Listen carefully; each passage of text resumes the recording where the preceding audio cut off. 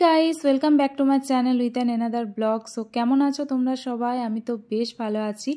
আর 29শে December guys আমি গেছিলাম একটা ছোট্ট পিকনিক করতে ম্যাসেঞ্জর ড্যামে। আর এই গোটা পিকনিকটাই অ্যারেঞ্জ করে আমাদের স্কুলের প্রিন্সিপাল স্যার।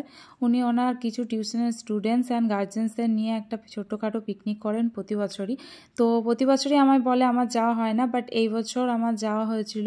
তো আমি ভাবলাম একা কেন যাব, তাই মাকে আর বাপিকেও বললাম আমার সাথে যেতে, কারণ এমনিতেই মায়ের মনটা বেশ কিছুদিন ধরে ভালো নেই, তাই ভাবলাম যে একসাথে পিকনিক করলে একটু ভালো লাগবে। তো তাই আমরা দেখো সকাল সকাল রেডি হয়ে বেরিয়ে গেছিলাম। যদিও ম্যাসেঞ্জরের আমাদের বাড়ি থেকে খুব একটা বেশি দূরত্বে নয়, 2-3 ঘন্টার রাস্তা। তো আর শীতকাল তো পিকনিক না করলে চলে না, কিছু না কিছু একটা পিকনিক তো করতেই হয় একদিনের জন্য হলেও। তো তারপর দেখো আমরা বেরিয়ে গেছি, আর বেশ কিছুক্ষণ পর আমরা পৌঁছেও গেলাম ম্যাসেঞ্জরে। আর ওখানে যাওয়ার পর দেখলাম অনেকটাই লেট করেছিলাম, কারণ রাস্তায় একটু প্রবলেম হয়েছিল। তো ওখানে গিয়ে দেখলাম অনেক বাস অলরেডি চলে এসেছে, অনেক জায়গা থেকে আসে ঘুরতে, এখানে অনেক দূর দূর জায়গা থেকেই বাস। আর ওখানে পৌঁছানোর পর ফার্স্টে একটু কফি খেয়ে নিয়েছিলাম, কফি অ্যান্ড বিস্কিট। আর তারপরে টিফিনে ছিল কচুরি আর ছোলার তরকারি। তো টিফিন খাওয়ার পর আমরা প্ল্যান করলাম যে আগে ড্যামটা একটু ঘুরে দেখব। তো যে কারণে আমরা টিফিনটা তাড়াতাড়ি শেষ করে চলে গেছিলাম ড্যামটা ঘুরে দেখার জন্য।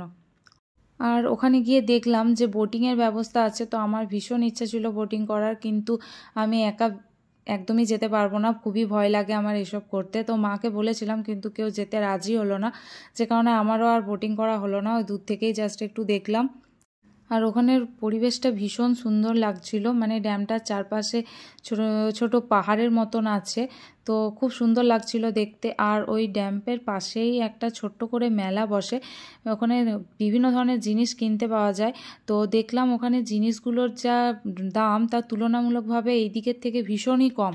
তো আমি কয়েকটা জিনিস আমার খুব পছন্দ হয়েছিল, তো ওখানে মেলা ঘুরে বেশ কয়েকটা জিনিসও কিনে নিয়েছিলাম। আর এই মেলাটা বিশেষ করে এই টাইমটাতেই বসে, এই পিকনিকের টাইমটাতে। সারা বছর মনে হয় না থাকে বলে, বাট পিকনিকের সময়তে এই মেলার দোকানগুলো বিশেষ করে বসে ওখানে।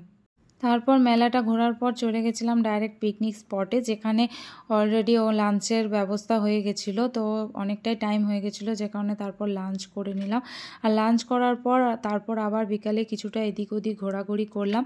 আর ঘোরাঘুরি করার পর তার মধ্যে সন্ধে হয়ে গেছিলো, আর সন্ধ্যের পর তারপর আবার বাড়ির পথে রওনা দিলাম।